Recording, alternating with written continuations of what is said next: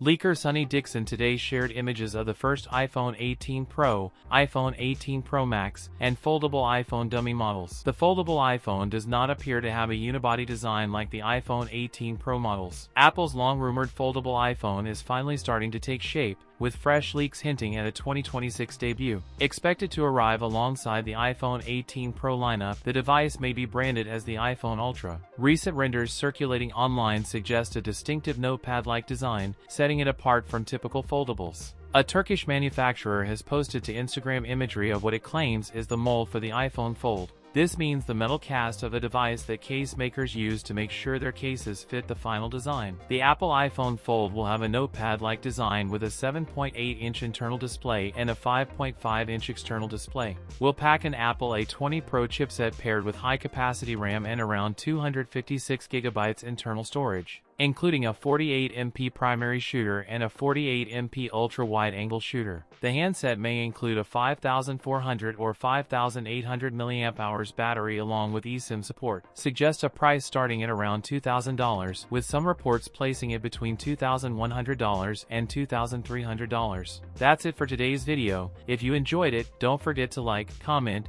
and subscribe for more content. Thanks for watching, and I'll see you in the next one.